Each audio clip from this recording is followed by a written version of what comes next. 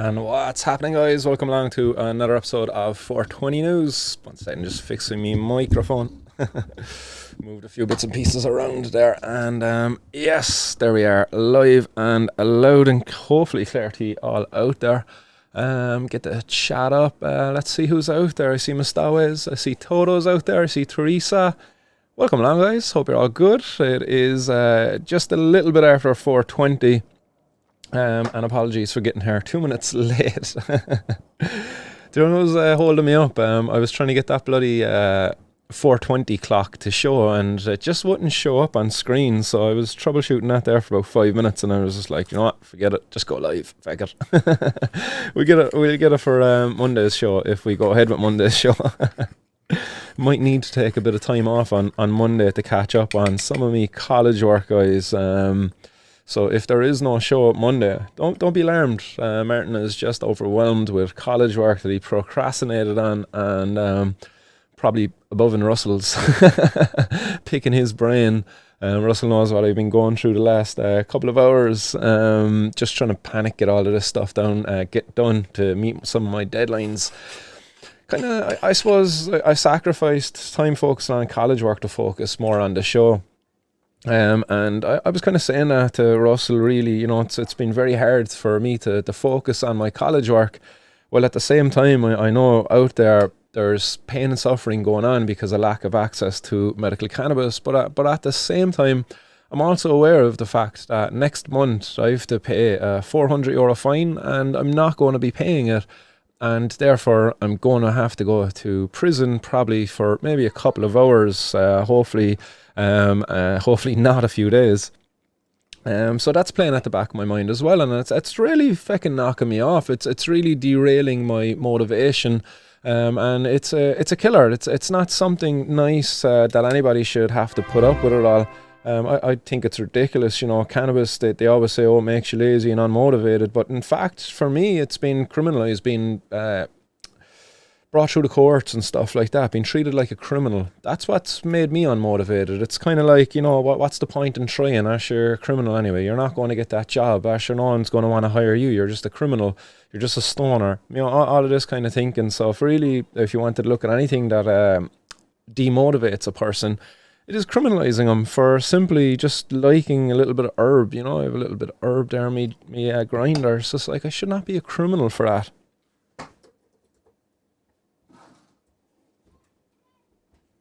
Right, sorry about the little rant there on that one. Just wanted to get that off me chest. Who else is out there? I see Bogwan's son is out there in the audience. He's saying hello all and happy 420. John Finnegan is out there as well, and he's saying it is Friday. Martin Horgan's out there as well. Toto, Mark Andrew, what's going on, guys? Podge is out there. Podge85 says, true, I want taste this, to be honest. Free Spirit is out there. Irish Hemp Harvest, WRT Gunner, Teresa, what's going on, Teresa? Sean Michael Duggan is out there as well. Hebsy Girl, Daily Talker, what's going on? Scals is out there as well. Happy Friday, Hi-Day all, Scals says. Who else is out there? Free Spirit says, you're not a criminal, Martin, you're our green hero. And Era94Z is out there as well. Says, Garda took €20 worth of green off me the other day. Anyone know RD CUNTS still prosecuting for personal amounts? That's down to the discretion of the Gardaí. I believe the Guard can give you a warning if they so wish, but I believe if they've taken your cannabis and not given you a warning at the side of the road, most likely you'll probably get a court summons in maybe a year and a half's time. So yeah, that's a bummer. The hair Era 94Z. I hope that works out for you. It would be nice if they did give you the old slap in the wrist, the old adult caution, but it seems if they didn't give it to you at the side of the road, if they didn't call you into the Garda station to give it to you, then unfortunately be expecting the court summons. Also, guys, I just want to give a shout out to the Hype. What's going on, Hype? Hype getting in this, the donation there as well to the show just a few minutes ago. So much appreciated there for that, Hype. Pop it back up on screen just to say thank you, sir. Really appreciate that. Very generous donation, man. Super appreciated. Podge also getting in the super chat saying, "We are not criminals. Ireland, the Irish flag, and hashtag Cannabis Reform Ireland." Nice one, Podge. Much appreciated there for that. Others out there, nice one, Keith O'Leary liking it. Fiona Fitzgibbon also liking it. John Finnegan, Martin Horgan. Nice one, guys, for all of that. And Irish as well. Irish is hosting the stream over on Twitch. So nice one for that there, Irish. Really appreciated. Right, will we drive on into the news? Anybody else? Fwetch is out there. Casa de Strugas, €400 fine for €4 worth of cannabis is criminal. Yeah, that is ridiculous. That was the case of the guy from West Cork, wasn't it? That's 100 times the value of the herb which they caught him with. Absolutely ridiculous. It makes no sense. And meanwhile, somebody goes in for €50 worth of cannabis and they'll get the same amount of a fine as well. Very, very inconsistent there. Pad Whelan getting in the super chat saying, "Don't panic, it's organic." Nice one for the 420 there, Pad. Much appreciated. We will drive on. So from that, John O'Regan's just after joining as well. What's going on, John? And that's everybody, I believe, that is after commenting anyway or interacting there in some way. So much appreciated, guys. Always appreciate the support. Always appreciate the likes, the shares, and all of the comments as well. I know as I get stuck into the news, I can kind of, I don't know, leave the comments go unnoticed. But no, I really do appreciate them. I do see the words flying in up the side of the screen at times, but I don't get to read them all, as the stream would probably be going on for about maybe 5 or 6 hours if I tried. Right, where's me bag? Yes, there we go. We have the Volcano back in action today, guys. So there we go. The Volcano is now blowing up, and my apologies for any noise in the background. While that's blowing up, guys, I'd like to just give you a reminder of the upcoming picnic for Cannabis Reform Ireland. That's the picnic in the park below in Killarney National Park.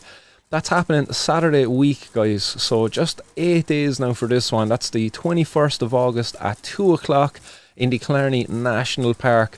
Again, guys, this is a great opportunity to come down, meet like-minded people, but more importantly, to stand up for your rights and the rights of the patients out there and our planet. I believe cannabis is not only going to be helpful to the patients who use it, but also I believe it can maybe be a benefit to the planet if we were to grow it responsibly and allow people more freedom to grow it then as well at home, you know, using the sunshine and all of that, and not having to do it indoors.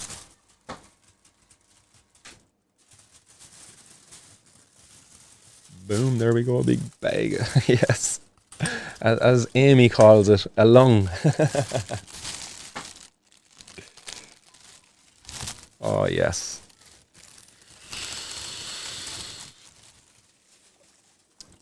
Super tasty. High and homegrown is out there as well. Just rolling something up. What are you rolling? Huh? What are you rolling? Give me 3 guesses. Might get it on me first. Man Fall says, "Christ, what the F is that, yoke?" That's a Volcano bag. It's basically a bag that is filled with vaporized cannabis. So yeah, that's what it is. It's a healthier way of consuming your cannabis, free from the dangers of combustion. Yes, smoking cannabis can be harmful for your lungs if you use the method of combustion. But if you inhale your cannabis through vapors, it's far less harmful.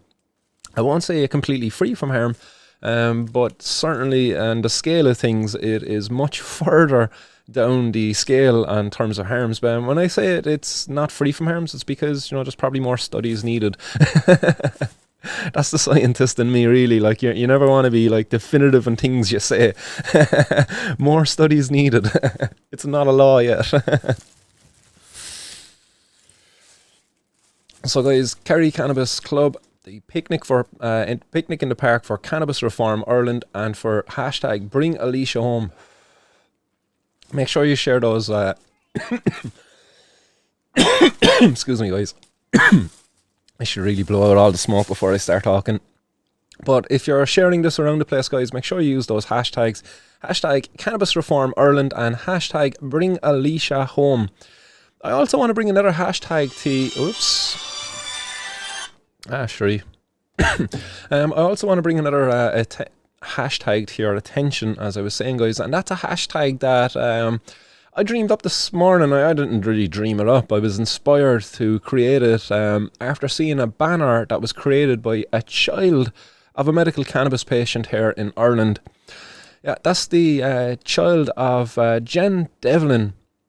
And Jen Devlin shared her response that she received yesterday from the Minister for Health, or actually maybe earlier today, from the Minister for Health regarding her access to medical cannabis in Ireland. I'm going to pop this up on screen for you here now so you can see this. Boom, there you go. But this is the post up by Jen over on our Facebook page. And Jen says, "It's been 4 months waiting to get this pathetic reply. They didn't even answer most of my questions. I'm tired, so bloody tired of this backward country." That's you and me both, and probably many people out there as well, Jen. But Jen continues to say that I'm beyond blessed to have some oil at present, and that's cannabis oil she's referring to here, and I'd imagine that's illegally sourced too, given the situation that Jen is in. But she goes on to say that, but so many patients aren't as lucky as me, and in the meantime, I'm a criminal for wanting some relief.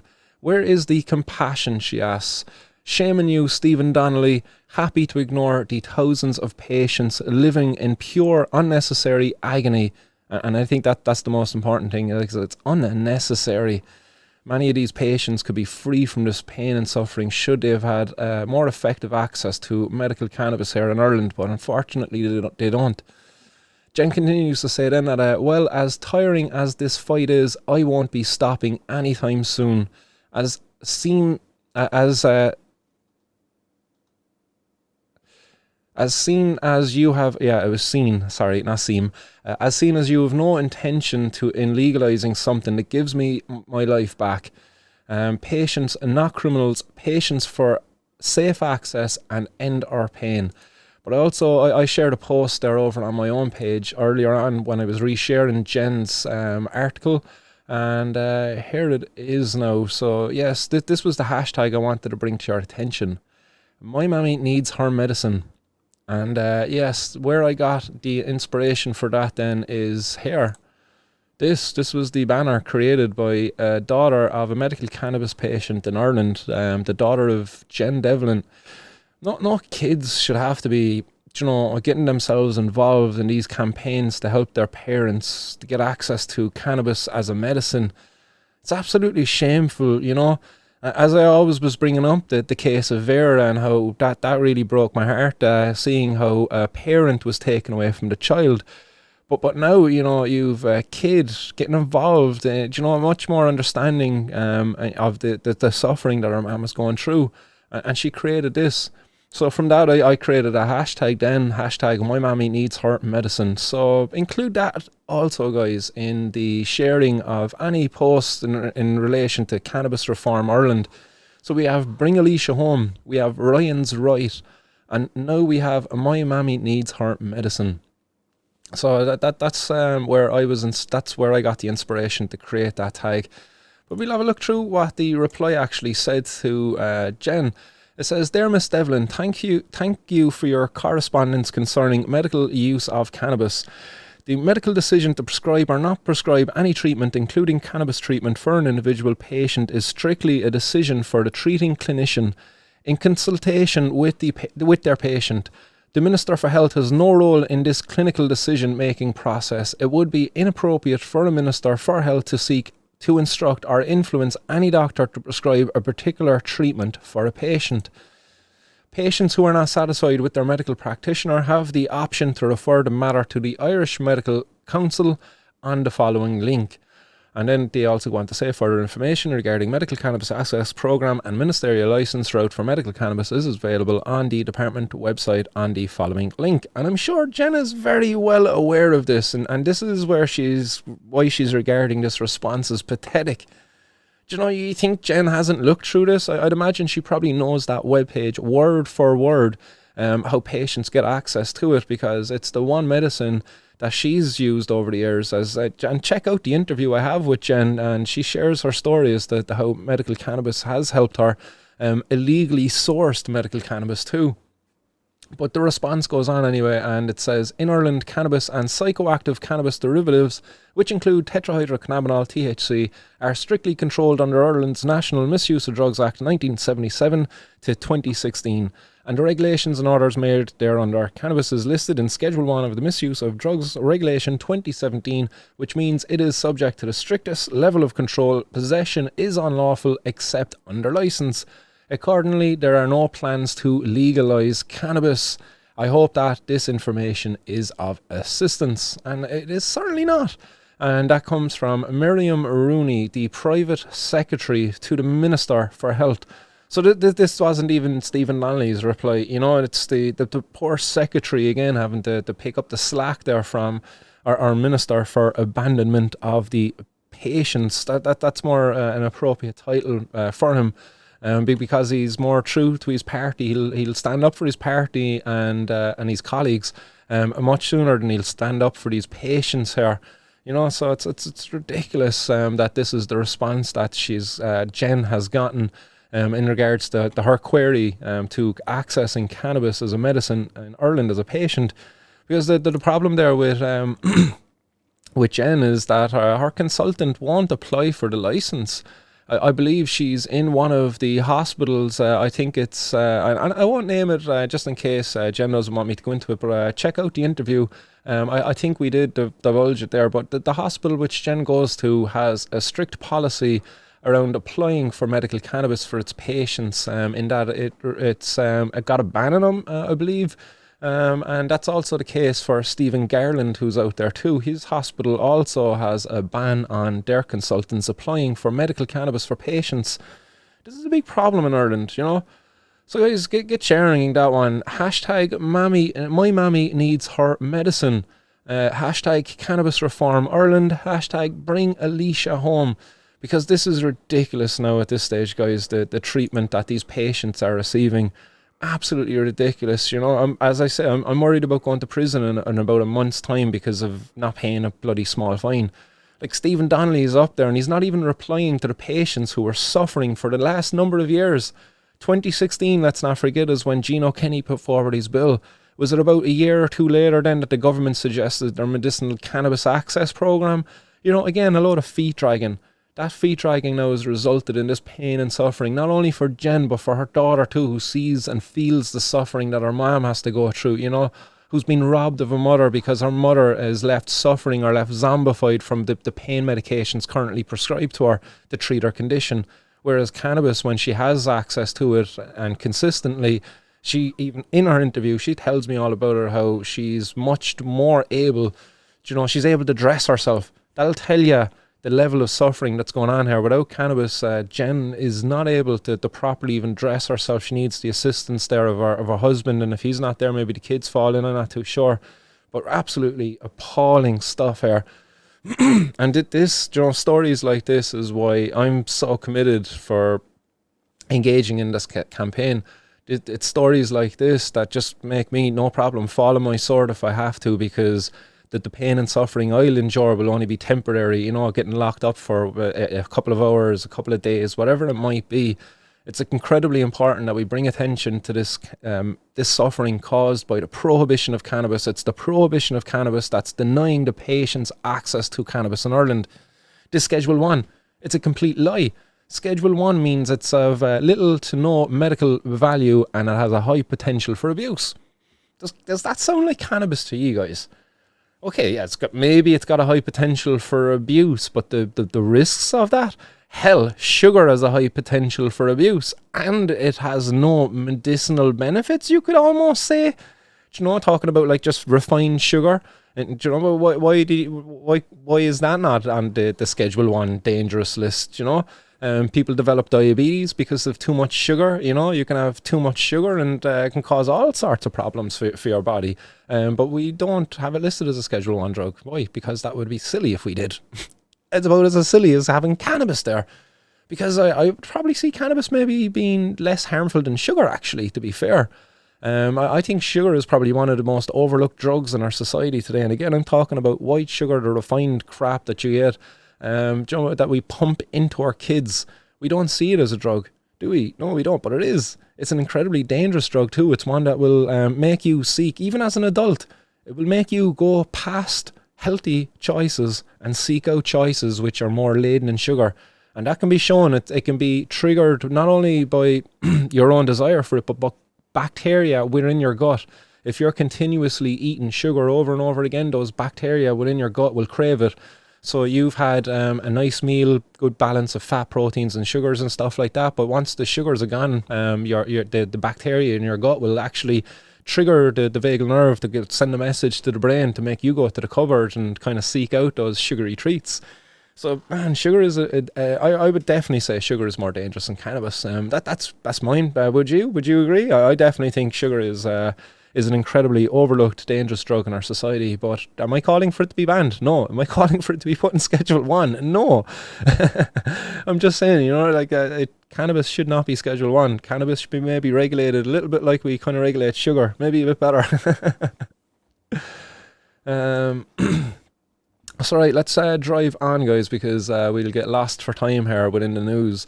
We drive on from Jen's story, and we go to Garda find pills and cannabis on a male in Dublin as part of Operation Tara. Yeah, Operation Tara in full effect. And like, you remember there the Garda were on about, how they want to help people, but are they really helping people in what they're doing? We all know that it's a failure. The prohibition of drugs is a complete and utter failure. I'm just seeing if I can pull up the statement, but where is it? Keeping people safe. There we go. This is the mission by An Garda Síochána. Get it down there under the title. But our mission for the next 3 years is an important one. Keeping people safe as guardians of the peace. We know keeping people safe and safeguarding human rights is central to what we do. Are you doing that for Jen Devlin? No, you're not. Jen Devlin is terrified of Garda. Yes, Jen Devlin, ye called to her front door. Just to go back to that headline with Jen, they went to the front door of Jen when she was organising a protest in partnership with myself. I was helping Jen organise something for below in Wexford, and that was also with the Wexford Cannabis Club too.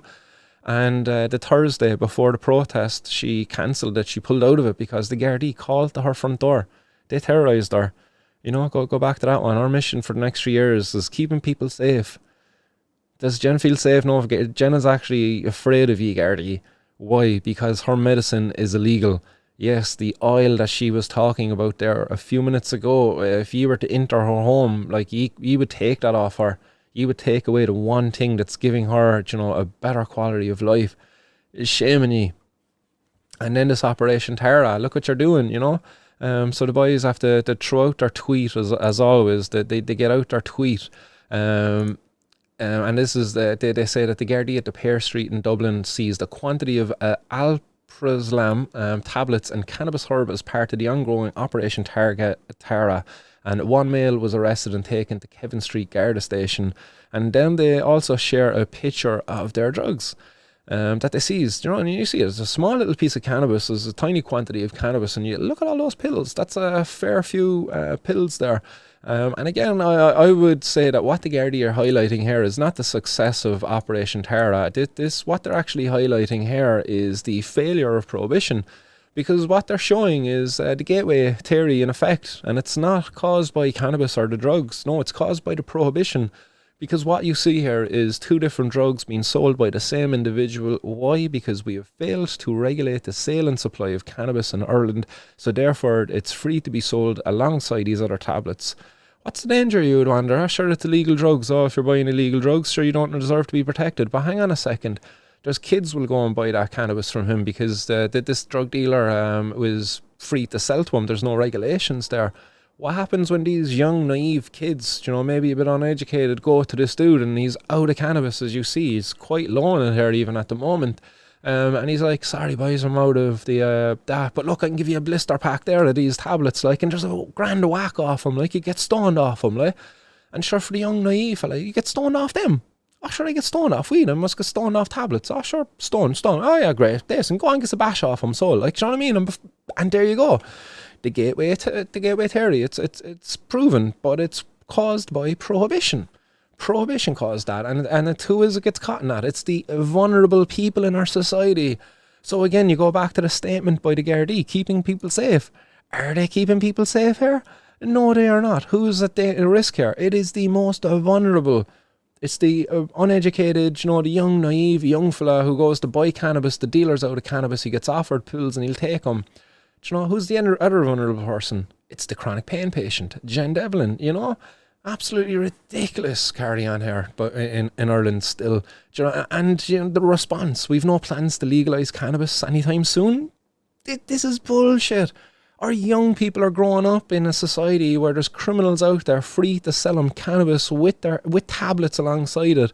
Oh, you bought a 50 bag, here, take some of these tablets there as well. Look, see what they're like, and if you like them, look, they're only €10 there per pack or something. They're a bit cheaper than the weed, so, it's absolutely ridiculous.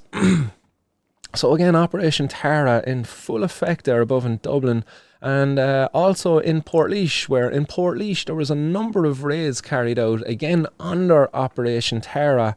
And as part of these raids, that there was quantities of drugs after being detected. And again, within this, the gateway theory, again, showing cannabis, cocaine, heroin, all being found at some of the same premises, being sold by the same individuals.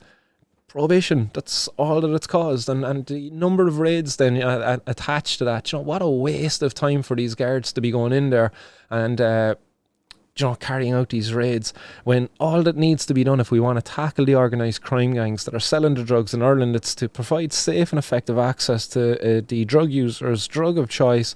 Cannabis is an easy one to do. I'm very open to the conversation around other drugs, but I certainly have answers how we should be regulating the sale and supply of cannabis in Ireland.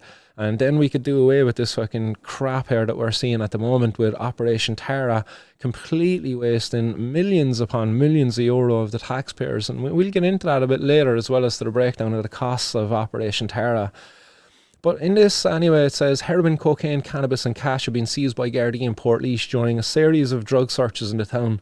A variety of paraphernalia associated with the sale and supply of drugs was also uncovered during the planned raids carried out over the past 48 hours.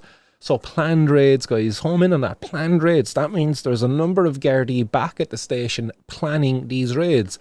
They're racking up the hours, they're racking up the wages, the overtime, whatever else they get on top of that, That's us paying for it through our taxation here in Ireland. Are we happy with this as use of taxpayers' money? I think not. It says a number of people were arrested and detained for questioning in connection with the seizures. So again, during the questioning, during the planning of the raids, during the carrying out of the raids, what are the Gardaí not doing? Well, they're not investigating that robbery. They're not investigating that rape case. They're not investigating, any of the other crimes where there's actually a victim in it. That's what they're not doing. What a waste of time. They're not keeping us safe. That's, as they said, that's our mission for the next 3 years, keep people safe. You're not keeping us safe. Your enforcement, the prohibition, is making it more dangerous for drug users. Sorry, guys, somebody be outside there. But their enforcement, the prohibition, is making it incredibly more dangerous for drug users, and it's violating our human rights. These multiple raids that were carried out. How many of these raids were on the private property of a person? And how many of them were they only detected? Because they don't even go into the amount of drugs that were seized at all. They just said, "Oh yeah, we got a number of different drugs from a number of different properties, and a couple of people have been arrested." So a lot of these raids could have been carried out on people's houses who were only involved in drug use for their own personal use. They weren't dealers. That's an incredible invasion of your privacy there. That because of your personal drug use, that the Gardaí has the right to come in and go through, right through your underwear drawer. Right through each and every one of them, even your missus' underwear drawer. That's such a violation of your human rights, the same rights that these guys say that they stand to uphold. Absolutely ridiculous. So we drive on because Operation Tara, as I say, it is in full effect. We go on over from Portlaoise now to Waterford, where in Waterford the Gardaí found cannabis and cocaine again together as part of Operation Tara. Again, showing Prohibition, creating the gateway theory, having a gateway effect. But this says that the Garda in County Waterford seized cannabis and cocaine with a combined value of €20,560 following the search of a house near Waterford City this afternoon. And after and another man in his 30s was arrested and is currently detained at Waterford Garda station. So what a waste of feckin' time. There's the drugs in question, the cannabis and the cocaine. Shameful, but this is over in County Waterford. Where's Jen? Jen's in Wexford, actually. So yeah, never mind. But what a waste of time. Cannabis there, if there was 10 grand's worth of cannabis there, you put a 21% tax on that, like that's €2,100 there to use for the local Waterford soccer club. That's going to help keep a number of young people off the streets, and maybe away from the organised crime gangs who might recruit them into their ranks. And the boys always tweeting about it as well, the Gardaí getting their tweet out about it too. Again, another waste of taxpayers' money, because that guard tweeting was paid for by us. Again, it might have only taken him 30 seconds or a minute or two to type it out, but that's still money. Like that was still on the clock. What a waste of time. See some of your comments coming in there. Sean T. Campion, props trying to get through to the stream. Wonder why. Fair play to Jen. LOL to all. We need you, Martin. Nice one for that, Sean T. Other comments. Martin Horgan saying Alprazolam sold under the brand name as Xanax. There we go. Now I'm more familiar with them. Among others is a short-acting tranquilizer. Nice one for the little education drop there, Martin Horgan, on Alprazolam. Ridiculous stuff, like it's not the sort of stuff you want to be sold alongside your cannabis at all.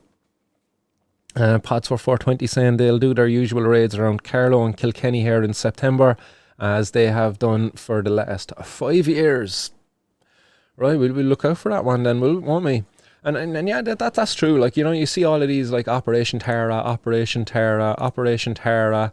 The Operation Tara is just like another way for them to kind of combine all of their statistics and kind of put it out there at the end of maybe a defined period that they're going to run this operation for. Then the people involved in Operation Tara, your Drew Harris there at the top, what's he going to do? He's going to get a big pat in the back for himself. He's going to go out there and say, under Operation Tara, our Gardaí done blah, blah, blah, blah, blah.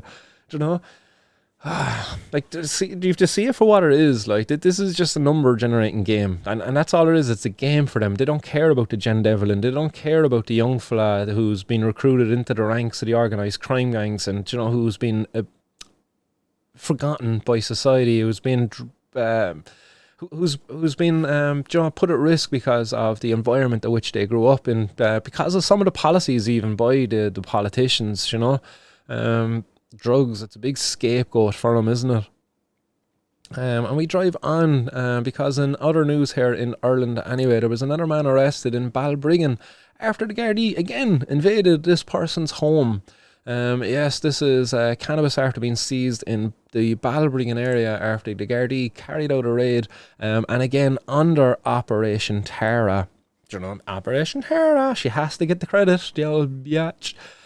But it says a man has been arrested and cannabis has been seized from the home after an intelligence-led a Garda sting in Balbriggan. So an intelligence-led one. Rats. Drug unit Gardaí as part of Operation Tara took in around 40,000 worth of cannabis herb after the search of a home at around 4 p.m. yesterday afternoon. A search warrant was issued for the home under the Misuse of Drugs Act, and a man in his late 40s was arrested at the scene and is currently being held at Balbriggan Garda station. You have to wonder, this man in his 40s, he was arrested at the scene, but is he a family man? Was this a family home that they raided for 2 kilos of cannabis? Well done, guards, well done, you blow in the door. I wonder, did you blow in the door of this home, was there kids present? A man in his 40s, if he's a family man, if it's himself and his wife, possibly, maybe 1 or 2 kids there, maybe, maybe pre-teens, maybe teenagers, and they're going to witness this now. And these kids probably very much love their mum and dad. They're probably very much well aware of their mum and dad's use of cannabis, and now you're going to turn these young people against the Gardaí carrying out this operation in the way in which you're doing. Prohibition has failed. Regulate the sale and supply of cannabis, please, and stop raiding people's homes. This is ridiculous. This was yesterday at 4 o'clock when the Garda made a raid. The seizure was made following a search of the residence that was carried out approximately at 4 p.m. pursuant to a warrant issued under the Misuse of Drugs Act. Yeah, just repeating themselves here in the article. The man is currently being detained at Balbriggan Garda station under Section 2 of the Criminal Drug Trafficking Act 1996.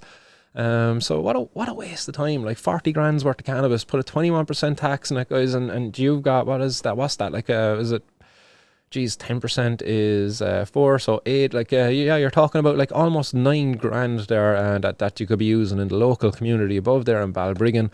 And I imagine you could do a lot of really good things. Do you know, check out my article there with Jor Rowe, who's a youth worker above there in the Dublin area, and he talks about it, you know, how these services are incredibly underfunded, making it much more harder for them to provide opportunities to get young people into them, you know, and I'm talking about the vulnerable young people out there. You know, and that's who's getting recruited then into the ranks of the organised crime gangs.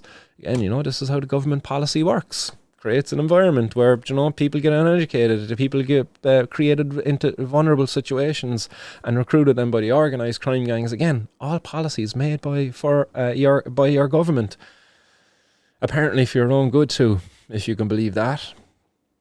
And we drive on from Balbriggan, where 40 grand's worth of cannabis was seized in Dublin, to another seizure of €49,000 worth of herbal cannabis, again as part of Operation Tara.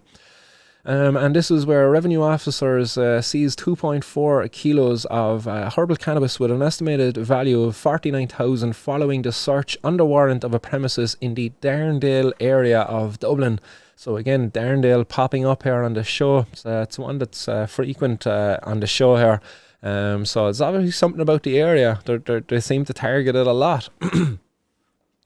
The seizure was made as a result of a joint operation between Revenue Customs Services, the Garda National Drugs Unit and Organised Crime Bureau, and also the Divisional Drugs Unit attached to Coolock and Ballymont Garda stations. A 20-year-old man was arrested and is currently detained under Section 2 of the Criminal Drugs Trafficking Act, and investigations are ongoing. Yeah, keeping people safe, like, you know, I bet you that this 20-year-old feels incredibly safe now at the moment, doesn't he? Above there in the Garda station, incredibly worried about his future. You know, he's just after getting caught with, what was it, €49,000 worth of cannabis at 20 years of age. I'm sure he feels very safe. Shame on him, like, you know, when is this going to end? Like, I really do hope that we're successful in our campaign to get decriminalisation to happen here within the next 12 months, so that incidents like this don't happen. And again, you know, don't put words in my mouth when I say decriminalisation. When I mean decriminalisation, I mean decriminalisation. You know, just scrap the Misuse of Drugs Act, or at least just eliminate cannabis's presence there. Just scrap it. That's something that's certainly achievable, I believe, in the next 12 months, and it would be of tremendous benefit. Then the legalisation of cannabis, the regulation of cannabis, then that's something that can happen with proper conversations to be had. But for me, decriminalisation is certainly something that we could see happen here. If we were to get decriminalisation to happen here, then people like Jen could be looked after. You know, people like Ryan, people like, you know, many more people would be able to get looked after, because they would be free to maybe grow their own cannabis if they wish to do that, or maybe have somebody to grow it for them. Jen is currently getting cannabis illegally, probably from the oil illegally, probably from somebody who's growing it and making it themselves here in Ireland. If we were to decriminalise it, you know, allow them to grow as many plants as they needed, you know, I'm not saying that they have to sell it or anything, but, you know, we free it up for them. Ridiculous that we continue to criminalise them. But anyway, we drive on. From there, we go to the next news story, where the Garda and Roscommon have carried out a raid of 2 houses, and between the 2 houses they found €56,050 worth of cannabis herb. This was above in Roscommon, and Shout out to everybody in the audience from Roscommon. One man was arrested after Garda raided a cannabis grow house and seized cannabis plants and herb worth €56,050. And I have a picture of the plants there for you. These were the plants that were seized at one of the properties. And again, this was carried out as part of Operation Tara. And during the search of the first house, they found a total of 30 cannabis plants at the property, and they valued the plants at around €24,000. So again, what's that? 30 plants, €800 a plant. So there you go, €24,000. It's not the price that they give our old buddy Kyo. And it says then, at a follow-up search at another property, cannabis herb with a street value of €32,050 was seized. So right down to the half a gram there, you know, given that they're €20 a gram, they weighed that right down to the half a gram there, given the extra €50 that they threw in, you know. If they said like €32,040, then fair enough, like that would be down to the gram, because 20s, but 20 doesn't go into the 50 evenly, so that's a half a gram that they actually included in the total there. Like that's pathetic. €32,050, like, lads, don't forget that €50, like. Again, another man in his 30s was arrested and taken to the Castlereagh Garda station, where he's currently detained again under the Section 2 of the Drug Trafficking Act. Again, guys, throughout all these operations, like, the Gardaí are not focusing on rapists out there. You know, they're not focusing on burglars. You know, they're wasting their time. Like, they're bringing in these dudes for questioning. Tell us, you know, tell us what? Like, what? You caught me. Like, I was growing cannabis plants. Like, you know, so what? Like, get over it. Stop it. Like, what you're doing is much worse. Like, I'm just not able for it. Like, the thoughts of it, like the insanity of it. And next month I have to go fucking face the Gardaí because I'm not paying a fine for €400 for my possession of €10 worth of cannabis. Like, it's madness. Like, you know, I can only feel the frustration of this guy. Like, he's up there in the Garda station now, getting questioned. Like, you know, oh, John, tell us all about the cannabis you were growing. Tell us who you were growing it for. Is it what's the investigation that they're doing? Like, what are we getting out of this? I just cannot see a single value here for the taxpayers in terms of the money that's being spent on this operation. Give me one good thing. Oh, they took cannabis off the streets, but no, they did not. Cannabis is still on the streets. They took a pinch. It's like a grain of sand from the beach. Do you know? It's like taking a grain of sand from the beach and saying, I took all of the sand off the beach. Like, you know, and look, there's no more sand out there. Like, stop the lights. Like, and also within this, the other photos that they've included here, you see all the stems. See all the stems on the bottom corner of this photo. I'd imagine the boys probably threw that onto the weighing scales too and weighed it up, like, you know, and to bring up the value of the cannabis, you know. Imagine this was the second property that they raided and the boys were just after doing a chop and all of the cannabis herb was, you know, just drying, and the boys chuck on the stems there as well. Like, it'll add up the weight. Scumbags, like, what a waste of time. Again, if you're involved in any of these raids, any of these stop and searches that I've mentioned today, you can get in touch with me. I'd love to hear from you. I'd love to hear your side of the story and to have you on and to give you an opportunity to voice your opinion and to get your story out there to people, because I think every one of these stories today is an injustice. Even the ones where people are getting caught with like the €49,000 there worth of cannabis, like, you know, it's like, that's an injustice, man. It's ridiculous. Like, that this person should have been afforded an opportunity to set up a legal retail outlet to sell that cannabis. The fact that he wasn't, then, you know, it's just injustice that they're getting criminalised. The people want this. There's the amount of people in Ireland who use cannabis. It's more than the number of gay people in Ireland currently. Based off of the recent Eurobar. So the Eurobar gave Ireland having as high as the number of cannabis consumers being as high as 17%. So 17% of the population of Ireland over the age of 16 or maybe 18 would consume cannabis based upon that survey. There actually is no official number for the number of gay people in Ireland, but, you know, the campaigners out there in the different outlets kind of give a range of between 1 and 10%. 10% being the highest, let's say 11%, you know, being the highest estimate of gay people in Ireland. And we've changed the laws to accommodate for these people because the way in which we treated them was discriminatory and it was inhumane, it was wrong. The same goes for cannabis, guys. The exact same goes to the cannabis. 17% of our population consume cannabis for one reason or another, and the way in which we treat them is inhumane, it's wrong, and when we criminalise them, we're doing an injustice in our society. We all need to stand up together now, guys, and say no more. Seriously, like, if we got a number of us just going to the local Garda station a number of times a day together, we would bring a lot of attention to this campaign. I'm fully committed to seeing this injustice removed from our society, and I'm willing to do anything to see that happen, and that includes going to prison.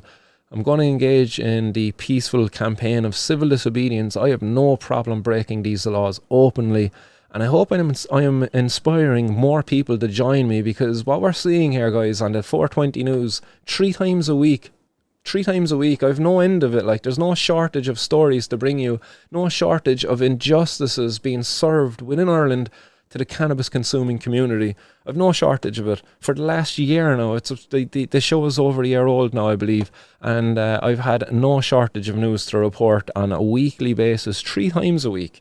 In regards just to the Irish population, you know, I know sometimes I do tend to go international with the news stories, but just in Ireland, every show, you go check it out, like, go check out all of them, like, it's all up there online right now, and you will see week in, week out, on a 3 times a week basis, I always had news to report on within Ireland of the Gardaí carrying out a raid or stopping somebody and taking their cannabis off them.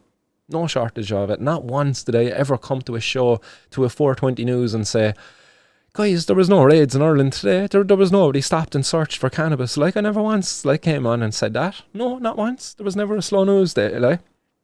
So it's up to us, guys. Let's band together. Let's stand up against this for not only ourselves, but for the patients out there suffering and in pain without access to cannabis. Like, let's just bring the system. Let's break it. Let's break the system. You know, with peaceful civil disobedience protests. So just imagine it, you know, just to run the numbers for a second. Like, imagine you've 10 people, let's say, here in Cork that were willing to do it, and you go to a Garda station maybe 10 times in the same day. That's now 10 different cases. That's 100 cases that you've just generated. 10 cases each time you go and engage in the civil disobedience at the Garda station. Make it easy for them. Make it quick and easy.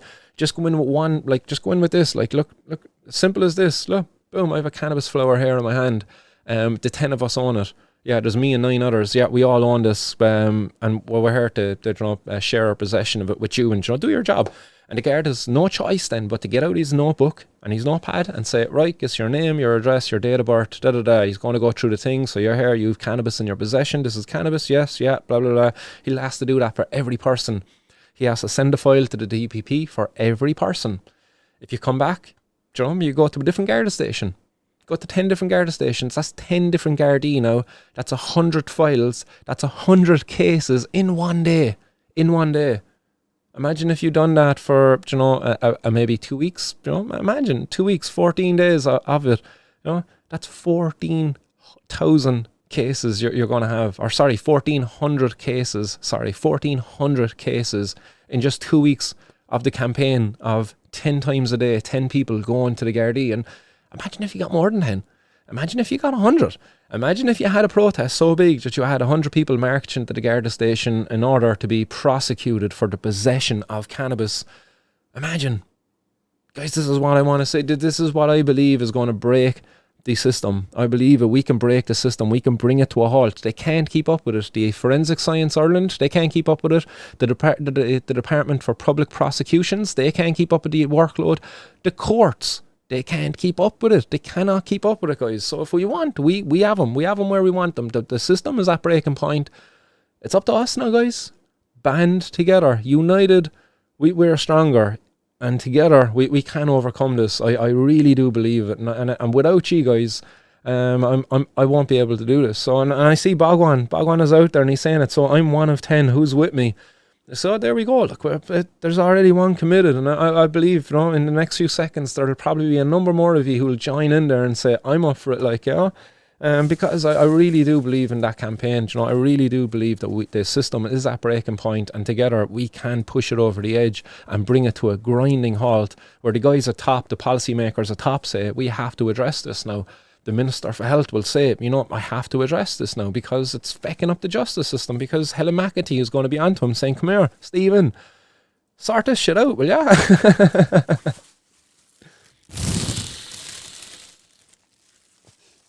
Sorry, need an old hit there. So right, rant over on that one, guys. Daily Talker says, every protest, every smoke up, we should all own up to the possession of a single bud and give it up as evidence. There we go, Daily Talker. Now we're talking. Who knows, it could be coming very soon. And in another operation here in Cork, there was a man arrested with €100,000 worth of cannabis and cocaine. So this individual in Middleton, I believe it was caught with €90,000 worth of cannabis and also another €10,000 worth of cocaine.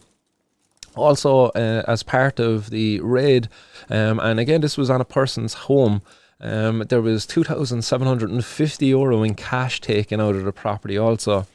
It says here, again, the drugs are going to be sent for analysis. Again, Forensic Science Ireland. Again, more pressure on the system here, guys. And the man who was arrested in connection was in his 20s and was taken to Middleton Garda station, where he's currently detained under the Section 2 of the Criminal Justice Act of 96. So again, a number of people here being held under the Section 2 of the Criminal Justice Act today. It doesn't say if this was a part of Operation Tara, so I won't credit her with the work. But again, what a waste of time. A man in his 20s after being nabbed for this one. Again, it's showing how cocaine and cannabis get sold side by side again, not because the people who want cannabis want cocaine, it's because of Prohibition. A number of phones being seized up here as well, also within the properties. Absolutely ridiculous. Slap a 21% tax on that again, guys. You know, 90 grand, you slap a 21% tax on that, and you're talking about, was it 10% is 9 grand, so about, what's that, 18 grand or something like that. Like, there's quite a bit of money there that you could use for the local community. Again, 18 grand, like that's not a small sum to be turning away. But that's what we do every time we do have one of these raids. We're missing an opportunity to regulate a product, put quality controls in place, and to apply a VAT to it. A value-added tax, yes, we could apply that to cannabis, and we could generate some money to invest back into our communities, invest into programs of education, to invest into maybe fixing the potholes. Yes, a pothole tax, hey. But yeah, what a waste of time. And then, you know, that's it for the news within Ireland today. We have one more headline after this, but the cost of Operation Tara, that's what I'd like to deal with you today, and I have a little breakdown of it here. Whoops, drop me back.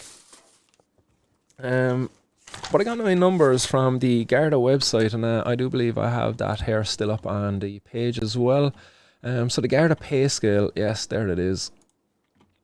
Boom, so we'll pop this up on screen for you.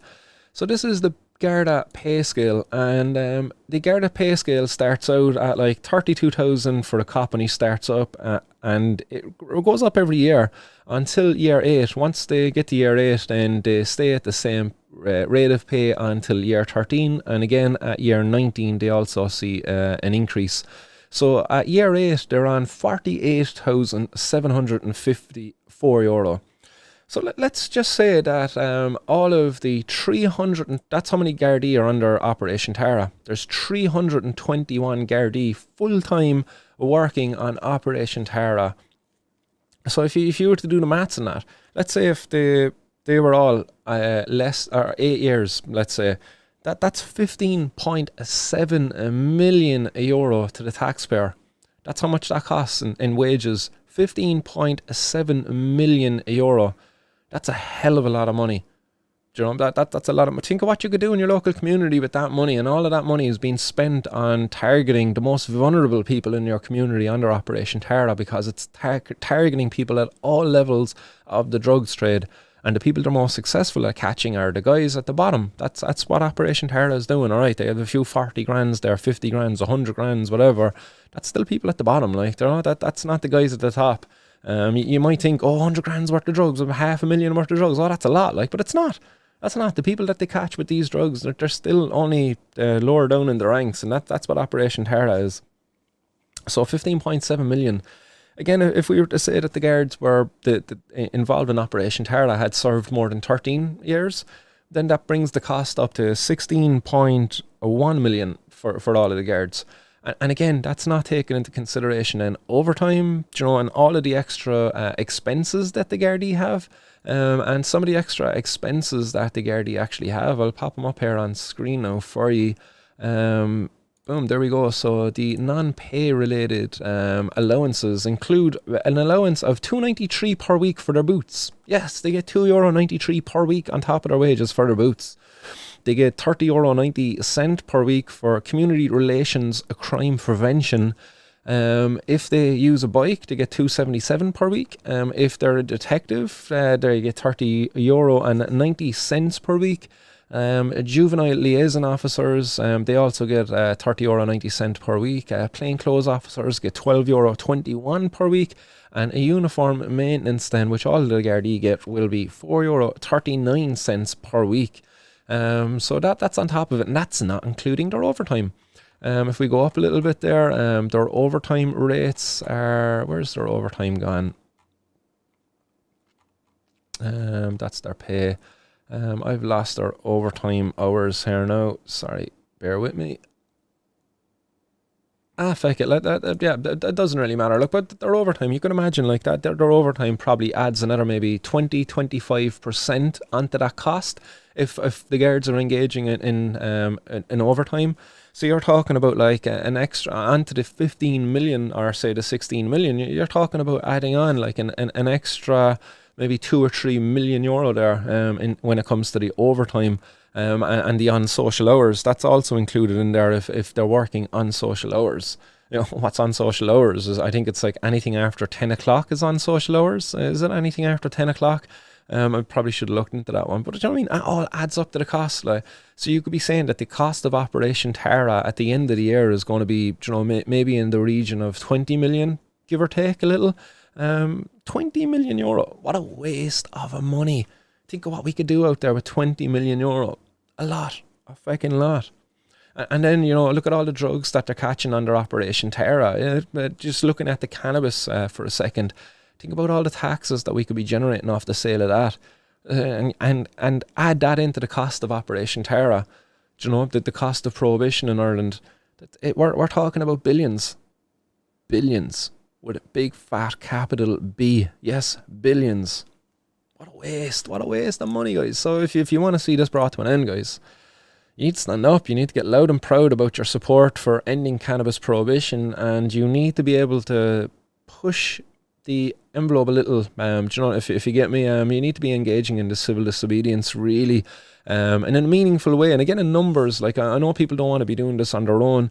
I know a few of the guys got me some photos there recently, and I should have had them lined up there for today's 420 News, who engaged in some civil disobedience planting around the place. But unfortunately, I just didn't get them lined up. But look, we need to unite together. And also, 5, 4, 3, 2, 1. Hey, happy 420 to everybody over in the Azores Islands. Yes, I was talking to you, to Casa das Dragas, but you're actually in Lisbon now, I believe, and Lisbon are on the same time as us. But yeah, it's 420 there, guys, so it's always 420 somewhere, isn't it? Let's blaze one up.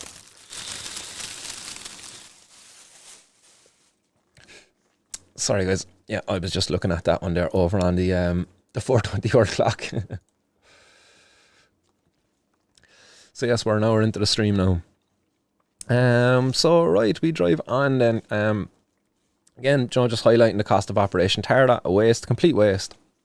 And we drive on to the final headline on today's 420 News. It is, a study shows that cannabis consumers are successful, motivated, health conscious.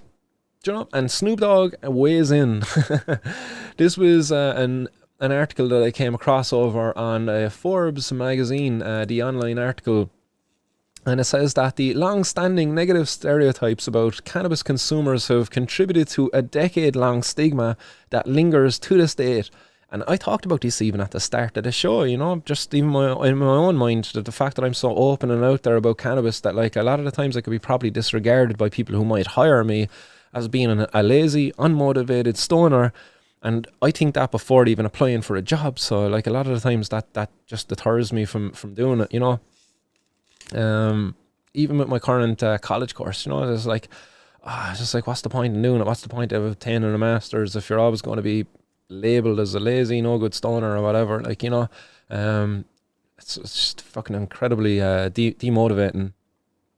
But it goes on to say that even as legalization spreads across the world while birthing one of the fastest growing industries of our time, but new data out today shared exclusively, it says, with the Forbes ahead of its official release, aims to erase these harmful stereotypes forever.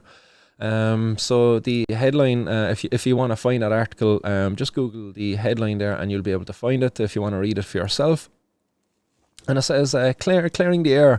Cannabis tech company Dutchie recently conducted a study of 5,000 adult cannabis consumers from the US and Canada, seeking to provide a more accurate understanding of the modern cannabis user.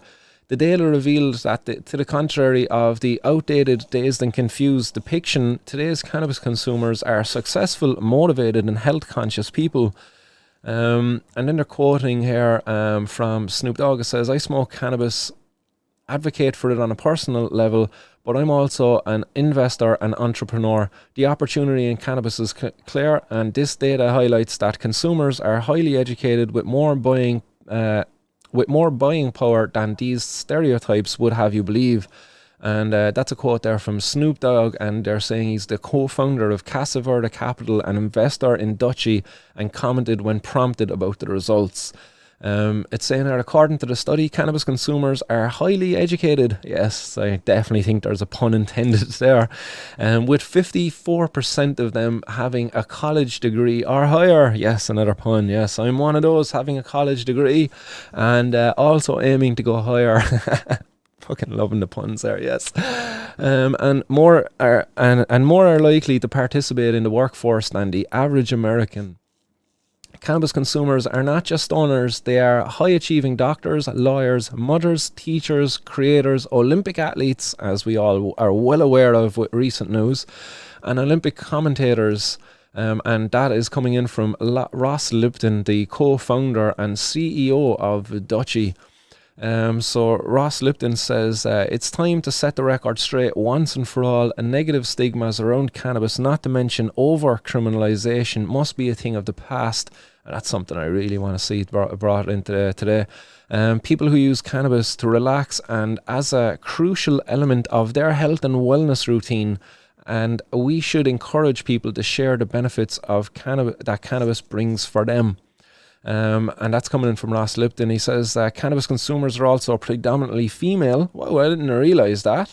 Especially as conversations about women's health expands to include using cannabis for relief from things like menstrual pain to help with sleep and or stress. So I actually didn't realise that. But that's just maybe coming from their study. But the cannabis consumers today are predominantly female. You wouldn't think that when it comes to the criminalisation of people who consume cannabis through the courts. You know, it's like 90% of people brought to court for cannabis possession are probably male. I'm just pulling that number out of me behind. I'm not looking at any stats on that one, but that's my feeling, that about 90% of people who get brought to court would be male, that for cannabis possession. I would feel that way. Would you think that out there? And I don't know, let me know in the comments. I'll have a read through them there in a couple of seconds. But it goes on to say that the myth of cannabis users as sedentary slackers is simply unfounded, reported by the report suggested. 58% of the respondents reported being physically active. I would be one of them, yes, fucking physically active, running mountains, doing Thai boxing, cycling, fishing, hunting, you know, you name it. There's nothing I don't get involved in, like, and I'm an incredibly outgoing, active person. And it says, furthermore, 57% of them call themselves health conscious. Yes, I would be one of them as well. I try to make health conscious decisions on a daily basis around my food consumption. Yes, health conscious individual right here. I exercise for health conscious reasons. Yes. I consume cannabis for health conscious reasons. Yes, that is me right here, ticking all the boxes. Overall, these people think cannabis is better for their health than alcohol. Yes. Or tobacco. Yes, that's me. Fucking hell. And many consider it part of their overall health routine. Yes, that's me too. How does the modern consumer want to get their cannabis? And it says legally and through a safe and transparent and convenient shopping experience. There we go. Should we repeat that again for Stephen Donnelly out there? How do the cannabis consumers want to get their cannabis in a health-led approach? They want it legally through a safe, transparent and convenient shopping experience. It says 55% of respondents looked at two dispensaries for all that experience, while 24% prefer to shop online. The back alley transaction has been replaced by touchscreens and trusted bud tenders, much as it should be. Consumers want to buy cannabis legally and conveniently, explains Lipton at Dutchy. We're building the best in-class technology to empower our dispensary partners to make cannabis accessible to all while opening people's minds to the good that cannabis can do. Overall, the survey suggests that cannabis users are a diverse group of intelligent and hardworking contributing community members, much like was shown on Saturday and also last July 10th at the major smoke up, and that will be also displayed at the picnic in the park in Kerry at Clarny National Park this coming week, the Saturday week. Yes, we are a very diverse group of people coming from all walks of life. It says here that no more Pineapple Express portrayals, please, the researchers says. Cannabis users are friends, parents, grandparents, stress relievers, medicinal users, and everything in between. The data paints a fuller picture of the modern cannabis consumer, one that should help normalise cannabis use in the mainstream as legalisation spreads worldwide. And it's just given a little bit more here on Dutchy, saying that Dutchy recently raised 200 million in a series of C funding rounds at a valuation of 1.7 billion. Wow. The round was led by Tiger Global with participation from Dragoner, DFJ Groth, Howard Schultz and Snoop Dogg's Casa Verde Capital. The company which possesses 60% of all legal cannabis sales worldwide and also acquired Greenbits and Leaf Logics to further bolster its point of sale and ERP solutions, and is committed to spending over 100 million in R&D in the coming years to build innovative products that will power dispensaries while promoting safe and easy access to cannabis. So there you go. That's just a little bit on Dutchy and what they do. Wow, I didn't realise they're worth a lot. 1.7 billion apparently. Quite a bit. So hopefully they can do good with that. Hopefully they don't fight to keep us and our ability to grow this plant. Hopefully they use that money for good. And as they say, 100 million going to R&D. Well, I won't be complaining about that at all. So yeah, there you go. Blowing the stereotypes, the myths right out of the water. Cannabis users come from all walks of life, as we've all well and truly known. The people who get criminalised for it are largely people from vulnerable backgrounds, from vulnerable communities, largely representative by their social the demographics, people coming from poorer backgrounds, they're from less educated backgrounds, often getting caught up by the law under Prohibition, under this war on drugs. So we really need to end this so we can get a proper picture of the cannabis consumers in Ireland, because many of them, the lawyers, imagine Frank Buttermore, imagine if he was a smoker, secret closet stoner, he's never going to come out about it, he is never going to come out about it until maybe a legalisation happens. And once legalisation happens, once it's no longer a criminal affair, then we're going to see that the Frankie Buttermores and the others, elites in the Irish society, to come out and say, yeah, well, I smoke cannabis too, Much like the old buddies at Kyo's, maybe he was growing that for his own personal stash, and some of the best crisp makers in Ireland are just big potheads. Who knows, we won't know until legalisation and regulation happens anyway, that is for sure. So right, that is it for today's 420 news, guys. Much appreciated to everybody who tuned in today. Really enjoy getting that one out to you. I will have to, I have a little bit of time there to take some questions and answers from yourselves.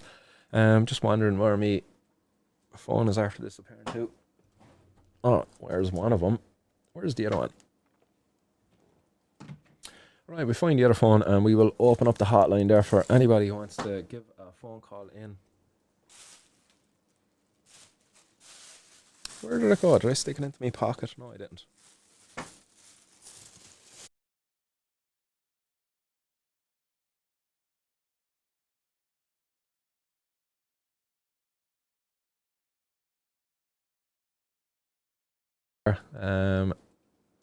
Whoops, got a big blink there by my Yoki. Don't know what happened. The stream is after restarting. Wow. Don't know, did I just have a bit of a power surge in my house there or something like that? The whole thing just blinked and now my stream just restarted. It says that I'm on 0 hours. Hopefully I'm still going out loud and clear to all of you out there. I see there's nobody over on Twitch, so hopefully that's not an indication of a problem.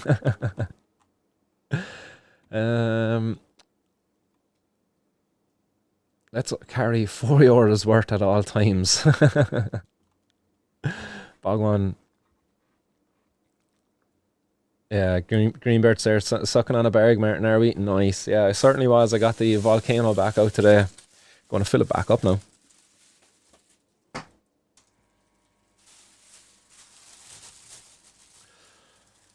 Ooh. GB says, I carry 7 Gs with me at all times. You never know when you're going to be stuck out somewhere. Never too prepared, GB. Nice.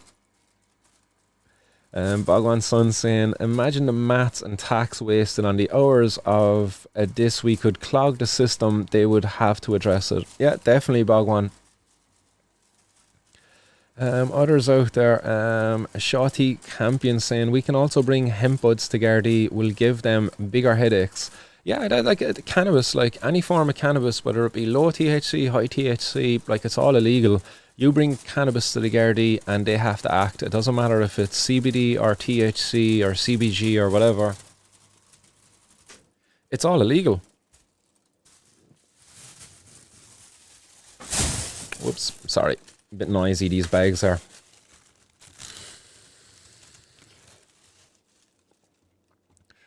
Bogwan Son says, all hemp, all non-THC, but genuinely wouldn't or couldn't tell the difference. No, they can't tell the difference, and it's all illegal anyway, so it doesn't matter. Podge85, local, think what we could do to improve the whole country. A lot, man. We could do a lot to improve our country. John Finnegan says, I hope everyone has their snails well rested and fully prepared. Slimy for the win. Nice. And yeah, I don't know if people can still enter, but the Snail Le Mans is kicking off tomorrow over on the High and Homegrown podcast. So I don't believe the boys have any 9 p.m. session this evening, but they're going to be live from 12 p.m. tomorrow, Irish time, I think. And they're going to be running for 24 hours. So get over to Percy's Grow Room, and I think there might be some time to still enter your snail if I don't know, maybe GB will chime in there and let us know if there's still time for people to enter. But I believe I'm entered anyway. I got my comment in there over on the threads. So yes, the Snail Le Mans 24-hour snail race tomorrow over on the High and Homegrown podcast. So be there or be slugs. Dave McNally says, Martin, I hate to jump in the middle of the podcast, but I asked a question last week and had to leave the pod before I got an answer. But is it safe to get it online? Depending on your source, like the biggest risk is getting ripped off or getting contaminated buds, you know.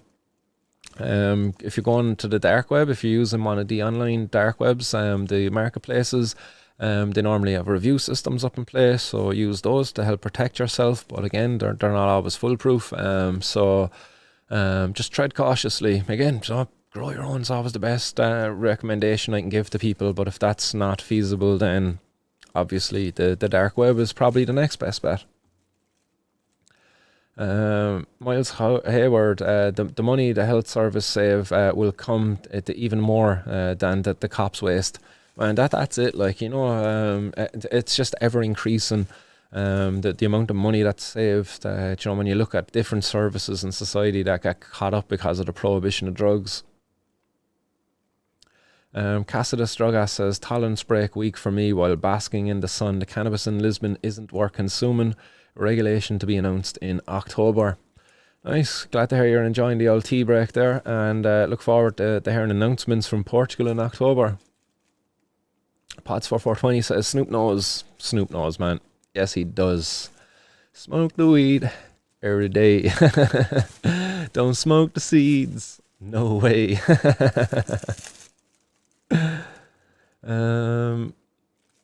Hype saying most girls I know get men to get their weed for them. Yeah, because it's a dangerous environment for women to be getting their cannabis out there, that's for sure. Do you know, most of the dealers out there are male, so if you're a female and you go and you get your cannabis off a dude, and if he's a bit of a douche, maybe he's a bit of a sexist and he's an objectifier of women, that's a horrible situation to be stuck in for a woman. Cassida Strugas says males are the early adopters and females are the fastest increasing demograph. Also more female activists standing up and leading the campaign in recent years. That's good to hear. Nice one for that, Cassida Strugas. It's always good to get more females in here because for a while it was very male dominated, the activist scene and stuff like that, so it has been very welcoming to see more females step up. Cassida August saying shout out to Kerry. What up, Kerry? Hype says should see the amount of shit Big Shaq owns. Shaq's a big dude, alright, man. Bogwan's son says mad to think location is a factor in this. Literally jump on a plane for a few hours, boom, I'm a normal, not stigmatized. It's mad, man. We're all on the one planet, like, you know. You go to another part of the planet and you're just treated like a normal human being. Many other parts of the planet actually now at this stage. WRT Gunner says I'm so happy, just tried my latest harvest Gorilla Blue. Maybe that's Gorilla Glue or Gorilla Blue, could be either. Definitely a personal best. Send a sample down, WRT, and I'll give it a personal review there for you. Era94Z says Martin, do you know how many times you can get away with a donation to the Cork poor box for possession? I got away with it 9 times. So I don't know, do I have the record? I don't know. But 9 times I've managed to get away with a donation to the charity donation box within the court. Yeah, it wasn't until the 10th visit to court, I believe it was, that I got my first conviction for cannabis possession. I now, I believe, have a 4 to my name, possibly 5. But yeah, I'm soon to stand to gain more. Podge85 says, Yum Gunner. Yeah, man, it certainly sounds nice, you know, all those Gorilla Glues, Gorilla Blues. Bob Marley says, yeah, man, Kyo's got away lightly. He certainly did, man. A €200 fine, slap to the wrist, like 36 plants. Valuation argued down from 19,000 down to 7,200. Great for him, isn't it? Mark Andrew Morgan says, thanks Martin, great content, great delivery, have a great weekend. Nice one, Mark, have a great weekend yourself. Hope you got something nice planned for yourself.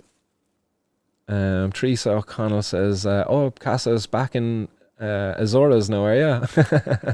Happy 420 then, brother. Fwetch, still here, Martin, nice one. Oh, back now, actually. You're still in Lisbon, actually. Sure, you only said that a few minutes ago, man. Oh, man. Back now. That was in relation to the old blackout. David McNally says, yeah, I'm originally from Dundalk, and any drug dealer with a brain had a woman doing drop-offs. I am deadly serious. Yeah, I would believe it, man. Sure, it would make sense to do it. Gardaí are incredibly sexist in their approach to this war on drugs. They stop and search males. Like 9 times out of 10. It's a male being stopped and searched for drugs, because guess what, there's I'd imagine, like, well, what's how many, let's Google this, how many female Gardaí are out there? How many female Gardaí are on the force? Okay, the total number of Gardaí is 11,000, or the total number of Gardaí out there is 14,412. The total number of female Gardaí, and this is through all different ranks, is 3,982. So there you go, like 3,982. What's that, about 20%, is it? Maybe 20% of Gardaí are female, so 80% would be male. Like, there you go. That's it. Like, and 1 in 10 people who get stopped and searched for drugs then would be female. Maybe it would make sense.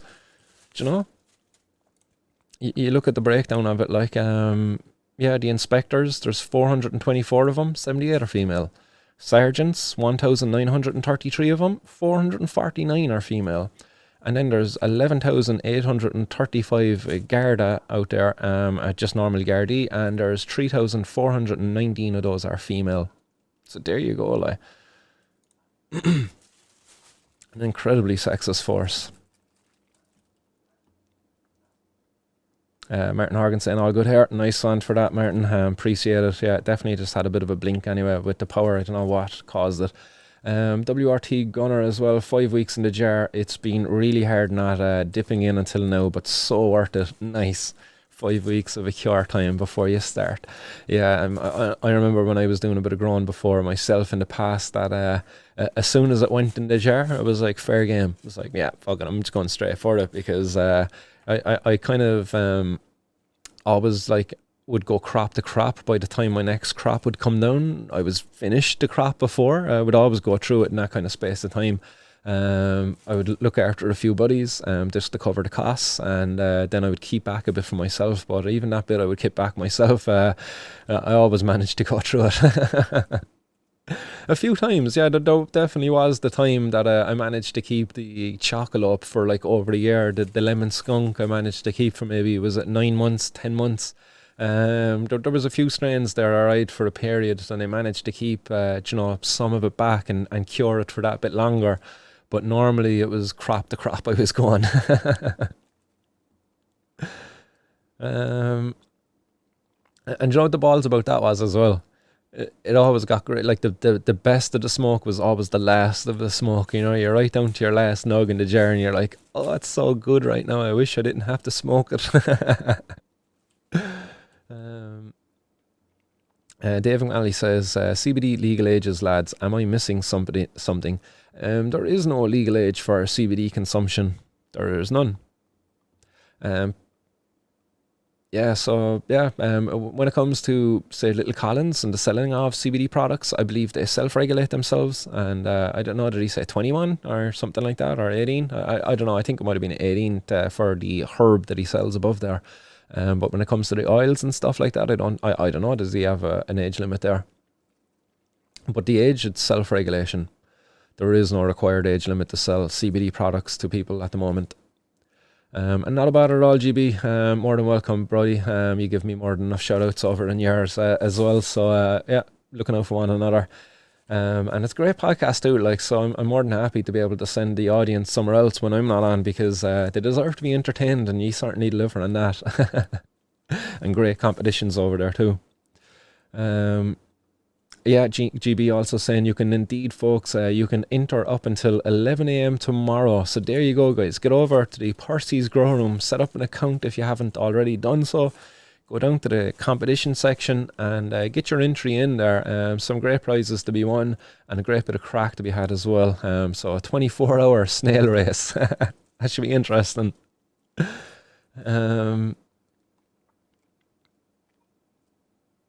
Willie also saying, believe so, get over to Percy's, comment in the thread. There you go, guys. And Chilbert also, another member of Percy's Grow Home, says, get an entry into the free edible munchie comp 2 at Percy's, running alongside the Snail Le Mans. So there you go, guys. There is also another competition over there, the free edibles and munchie competition. I believe you have to share a photo of your edibles, and the best picture wins, I believe. Could be wrong. Update us there on that one, Chilbert. Or maybe, guys, if you want to find out, just get over to the percysgrowroom.com and you find out the rules of the competition there. Dreamer77 says, I never met someone that used the dark web before that I know of. Well, really interesting. I know a few people, alright, I suppose, who haven't, but I know a good few who have as well. Still know a few people who have trouble getting Bitcoin and stuff like that. Like, they can't understand it. Sorry. Greenbeard also saying there will be competitions throughout the 24 hours and multiple live interviews. Should be a good stream. Nice. Maybe I might join yourselves there at some stage as well. Have a bit of a smoke with you and a chat. Pop in for maybe a half hour or so if that's cool with yourselves, boys. If you want me. If you want me. um, Other comments out there. Let's see. WRT Gunner, yeah, it was Gorilla Glue and Blue Dream mix. Nice, there you go. I was thinking that would have been it, alright. Blue Dream crossed with a Gorilla Glue. Other comments out there. Boom. Grow a GDP. Yeah, I'd love to grow a GDP. GDP? What's GDP? Gorilla Deep Purple? Oh, wait, yeah, somebody mentioned that up there actually a few minutes ago, didn't they? Gorilla Deep Purple? I think so. Never mind, anyway, I've lost that comment if it is up there. But yeah, Gorilla Deep Purple, I think that was GDP. Or no, Granddaddy Purple. Sorry, Granddaddy Purple.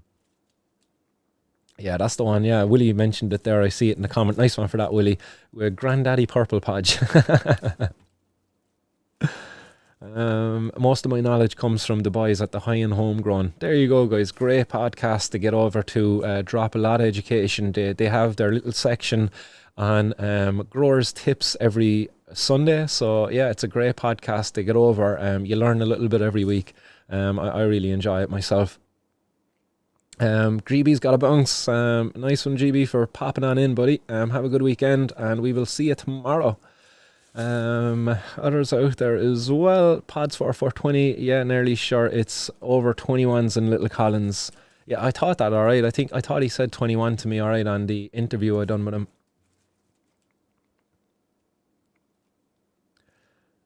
High and Homegrown, these spammers from Percy's again, bro.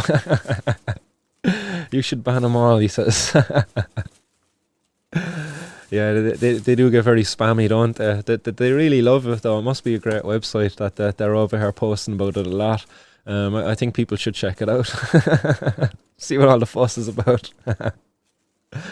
Other comments over there. Bad time to buy Bitcoin. Don't do it. Yeah, it's on the way up at the moment, isn't it? So I believe the value is at like 38 grand or something like that per Bitcoin, 38,000 euro. But it's on the way up. Like if Casa Strogas is anything to go by, he definitely believes that maybe the next high is about 100 grand for Bitcoin. So it depends on where you think it's going to go over the next while. Like it could have a little dip again, like, but I don't know. He's been on the ball pretty much before in the past, like, so. And also Guru Gangsta Goat is out there as well. Shout out to Guru Gangsta Goat. Hope you're doing well, bud. He sent me a video also earlier and was definitely touting Bitcoin. Hold it, he says. Hold it, it's going up. So yeah, hope you're doing well there, Guru Gangsta Go. It was the balls that we didn't get to meet up on Saturday, but yeah, I know you had your own shit to deal with, but hopefully you're doing better now, buddy. Other comments, we're getting to the end of them there now. Just waiting on ZN so I can get the chat back up and running. That's over on the Percy's Grow Room. Nice. It'll be good to see the chat back up and running over there too.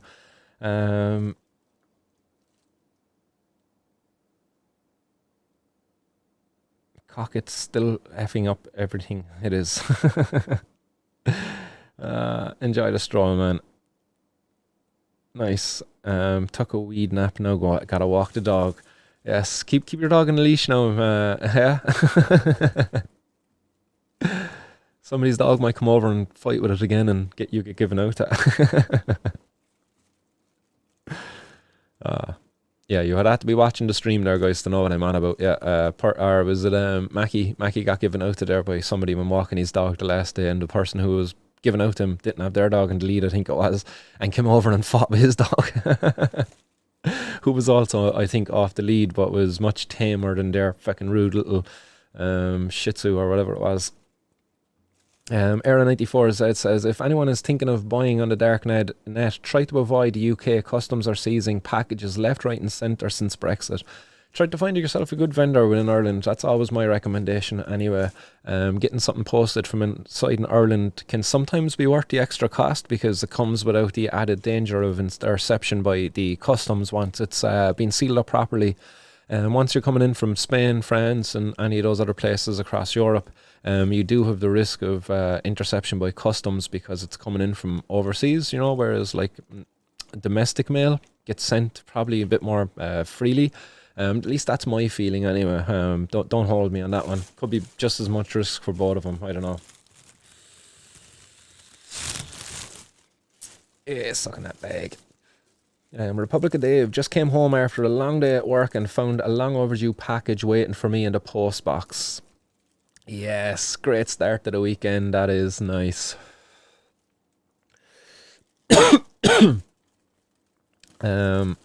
Casa de Struga says, come out for Lisbon's blockchain week in October. So there you go, guys. Anybody out there interested in blockchain? Lisbon are going to be holding their own blockchain week in October. At around the same time, they're going to be announcing some reform of their laws around cannabis too. So very good time to be in Lisbon, maybe. Also, my dog is liked a well-behaved kid. It's like a well-behaved kid. Nice. Good to hear, man. Good to hear. And he says, my dog will not be walked on the lead. I was a firm believer of that one as well for my buddy Spike when he was with me before. Rest in peace, buddy.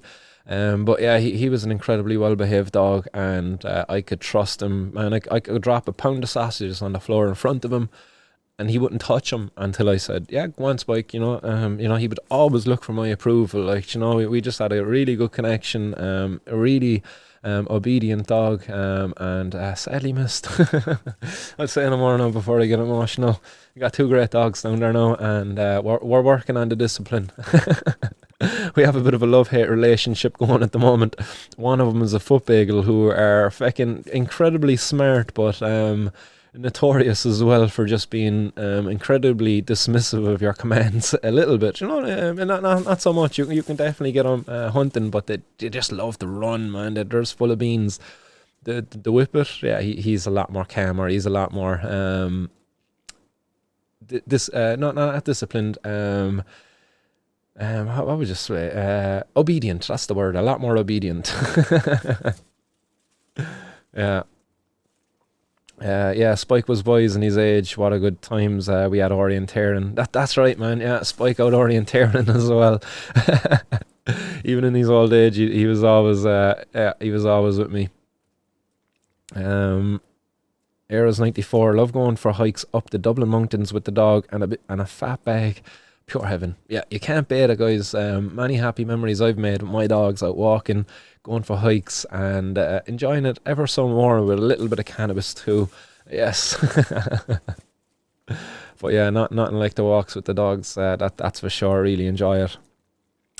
What dog was Spike? And that question comes in from High and Homegrown. I'll pop him up on screen there for you if you want. Yeah, where is that? There he is. Boom. And you get a bit of a hairy nipple there now as well on this, so apologies for that. But that's Spike. Spike was a border crossed with a Lakeland Fell Terrier. So yeah, this was him. Absolute legend of a dog. Wonder if I have a few more photos there. Boom, see all photos. Loads of photos of him probably. Yeah, maybe a bit of a better one. Oh no, these are all photos of me. No wonder Spike's not popping up. Oh, there he is. Bit of a cleaner photo of him. There he is with our whippet Chase in the background then as well. Yeah.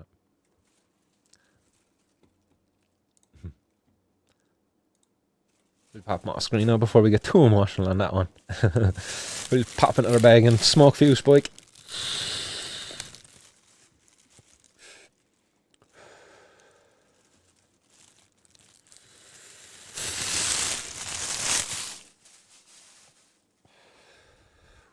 And a bit of lubrication actually. Gone through the whole hour without cracking open the bottle.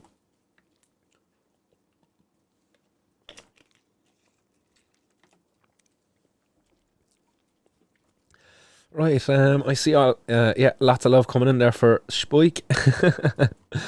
um, he looked like he would have a stern English accent, a well-behaved, gentlemanly dog. Nice one there, Mackie. I believe that's behind High and Homegrown account legend. Yeah, that was a cool pick. All right. Also, yeah, what dog was it? Yeah, I answered that one there, didn't I? Podge85 says, yeah, my Roddies love to chase all the rabbits around here. It's brilliant. I'd say it's hard for the Roddies to catch the rabbits. Those rabbits are fast.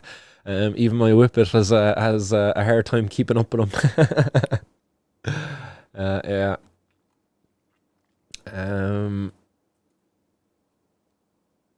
Other comments out there? Yeah, that's pretty much it, actually, guys. I don't see too many more comments coming in. Podge saying holidays to Portugal. Nice. I might join you, Podge. And Hype says he looks like he would have hated the English. Yeah, so Spike was certainly a legend, all right. Neil Young's got a great song about a dog. I get all choked up listening to it. Can't get a better friend. Nice.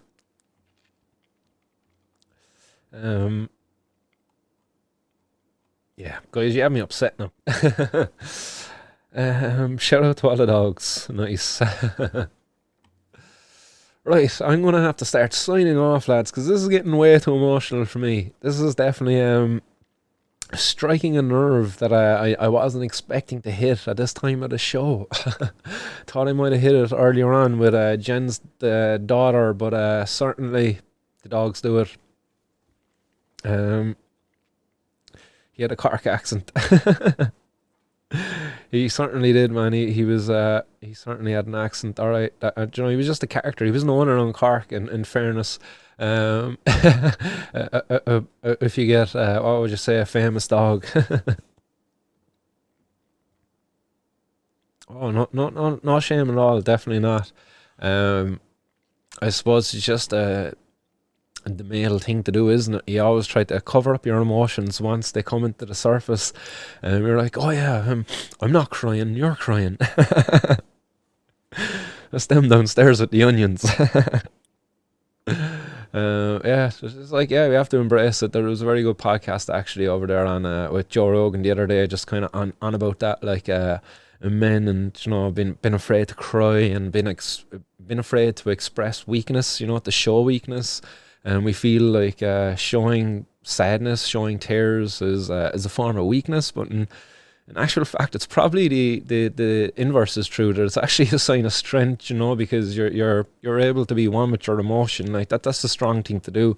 It's a weak thing to probably hide it and all of that stuff. Like, but it's yeah, it's a problem of being a dude, isn't it? Yeah. The thing that was making me tear up there was when you were on about the songs. There was a song there by who sings it? I don't know, but Happier, I think, was the name of the song, and within it, like, there's a dog and shit like that. But it always brings my kids to tears. So that's what gets me.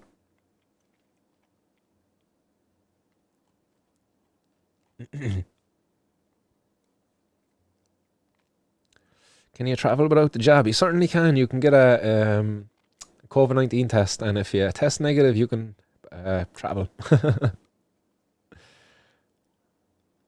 We should all apply to Canada and Portugal for refugee status. Refugees from the war and drugs. That's an idea, John.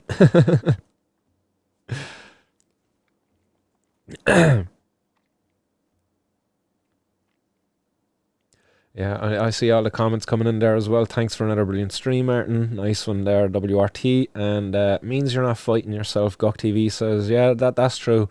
And Bob Marley also chiming in there saying, it takes a man to cry. Fuck it. It does. It definitely does. I've teared up here too many times on the show in the past.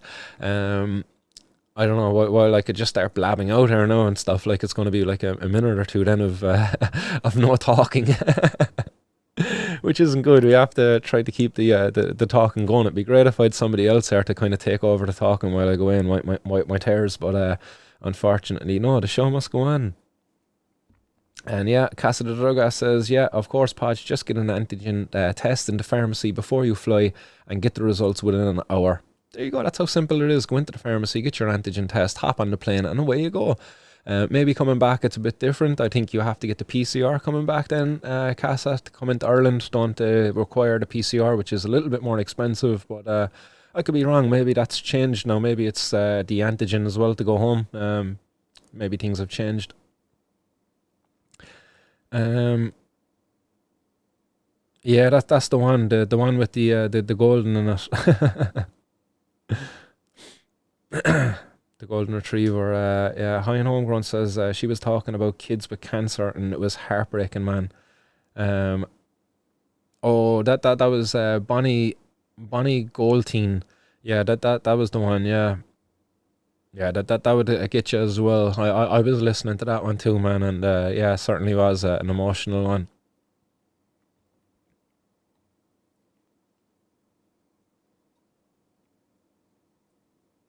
Yeah, we do hear some hard stories, man, and it's hard to cover them.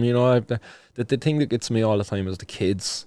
When there's kids involved in it, when I think about kids suffering because of the silly prohibition that's failed, it's not succeeded in any of its objectives, and then you see the kids suffering as a result of it. The kids suffering without access to it as a medicine, or the kids suffering because they're watching their mom in crippling pain, and not having an effective remedy there to it. Heartbreaking stuff, like, it really is. Yeah, Casa, yeah, saying Ireland requires PCR on return, but it's cheaper in Portugal. Nice. There you go. There you go, guys. It's not too hard to travel if you want to. You don't need the vaccine if you don't want it. So, that anybody who doesn't want to be getting the vaccine, you can still travel. Don't be fooled by some of the things. You need to get it to travel. Well, it might make it easier, but it's certainly not impossible without it. But you won't be going and getting a burger indoors unless you got a dodgy vaccine cert. Your man, the kids and the animals, the defenseless and the innocent. Yeah, the animals, that's another one, man. I could watch a movie and like fucking load of people get killed, but remember one dog, and it's like, oh my god, the dog died.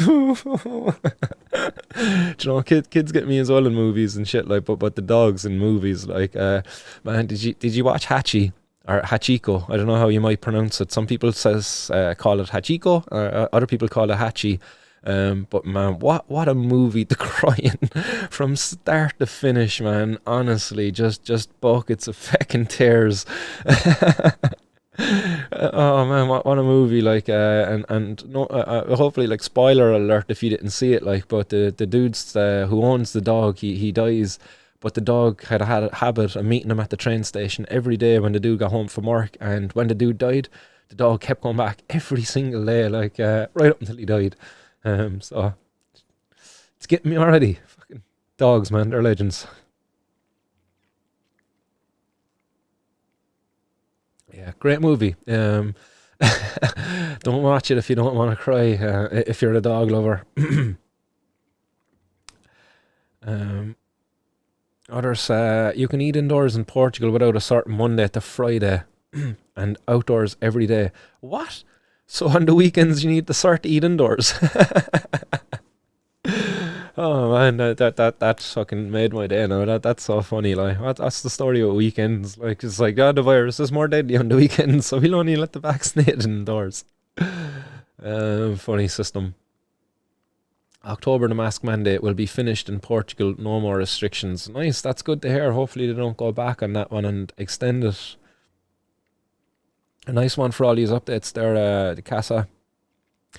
Others out there, DB, what's going on? It says, don't kill Keanu Reeves' dog. Yes, great movie too, man. Three fucking movies all about a dude whose dog got killed. That's it, like, just don't fuck with dudes' dogs, like, High and Homegrown says, I know the story, it's a true story too. Yeah, that's right, it is a true story based on Japanese Akita, I believe was the breed of dog that was the story was based on, and I think the movie shows a husky or something like that. But yeah, it's a great movie. What you say? I'm not strong enough to watch that. Do it, man. You won't regret it, but just have a box of tissues there. We all need a good cry sometimes. um, Up. Yeah, that was another movie actually as well. Yeah, I was watching that with the kids, and the kids like, "You crying, Dad?" Like, no, I'm not crying. Die says, "You big blows." Yeah, that's it, man. That's a big old blows over here, man. Fucking get that from my mammy. My mammy cries way too easy. My mum used to always get slagged. We used to go to the airport. It was kind of a thing here growing up. As a kid, you go to the airport when like family are going away for 2 weeks holidays. That the family would have a piss up at the airport. And it like might be my nan and some of the aunts going away for the week or something, or 2 weeks, and like the whole family would go up to see them off, and you'd have a big piss up. You'd arrive up to the bloody airport about 5 or 6 hours before the flights, and you just spend the day in the pub up there. The kids, we spent the day over in the games room. I don't know if anybody spent the day at the Cork City Airport back at the old terminal. They had the games room there, and you go down and you play the fucking they had Street Fighter and the Pac-Man and stuff like that, and they're like great crack. Or else you go down and you be fishing money out of the pond, the fish pond. Happy memories, like. But yeah, my mum anyway, like kind of going off with a few tangents there, but my mum used to always cry when saying goodbye to the family and stuff like that, and she used to always get picked on, you know. So I definitely think I've got a bit of that from my mum. Got a bit of a soft side. I'll always blame my mammy. Yeah, it's not my fault, it's my mum's fault. John, yes, love it, John. John Finnegan says this stream has gone to the dogs. Yes, this deserves an applause. Well done, John. It also went out. No. I lost my laugh track. Did I? No, there it was. Yes, there you go, John. That was my laugh track. The show has gone to the dogs. It's time I bring it on home, I'd say, and start wrapping it on up. It's a little after 6. I have to bounce on over to the Patients for Safe Access Friday meeting now, where we're going to put together some plans for upcoming actions. So I do look forward to that discussion with the boys. So yeah, other comments. Di says, my mum would smuggle her own Irish brandy in the Malak's bottle of medication to get drunk on the long flights. Nice. Old school, Dahi, old school. You can't be doing that anymore now, really, can you? Or can you? I suppose you can. You can still bring on your 100ml bottles. Paj85 says, oh, the game rooms was class, and the pond too. That's it, boys. Down memory lane there for people. Flying was a big deal for our parents' generation. That it was actually. It was a big thing every summer. You know, it was a big cost too as well. Like, you know, people had a lot of money to go on holidays before and to get on a plane. Whereas now it's like fucking 20 quid and you fly to Alicante. It's something you kind of take for granted almost. Guk TV, right, we're going to finish off with this one. Guk TV says, advice, last April I got caught with 7 Gs in Ireland. I'm in England now, but they are trying to take me to court in Ireland in September, but they got my name incorrect. Interesting. Yeah, if you've a good barrister solicitor there, if they've got your name incorrect, I believe they could argue that one for you and get you off with it. I do believe, like, fucking, I know people, like, if they forget to put in a fada on your name and stuff like that, they've gotten off in those kind of technicalities. So yeah, like, maybe liaise with a good solicitor, barrister from over in England, get them to attend court for you, explain your case, and maybe they might be able to get you off with it. It might cost you a few euro though. I don't know, would you be able to do that with legal aid, not being in the country given, you know. But yeah, there's my advice, yeah, man. Maybe a few euro there towards a solicitor. They might be able to argue it off for you in the court based upon the incorrect name being on the summons. I could be wrong now, but don't hold me to that. Like, I've definitely heard of people getting off like fucking speeding charges because they didn't put a fada on their name, like, so. Yeah, so there you go, guys. That's it for today. I see a few more comments pouring on in, but I really do have to debunk on over to the guys. So it's been a great crack, guys. I really enjoyed the Fri-High-Day session of 420 News. I'll be back possibly Monday, guys. Leave it with me. Let's see how the weekend goes with the college work. But if I feel I need to take the time off on Monday, I might not go live. So just be forewarned on that, guys. I apologise. I can't give you a full definite. I'm going to do my best to get through all of the college work I can over the weekend in order to bring key 420 news. But if I don't, well, you know. So stay blaze, guys, keep her lit, and I see you back here at 4:20 for more 420 news next week. So peace and much love.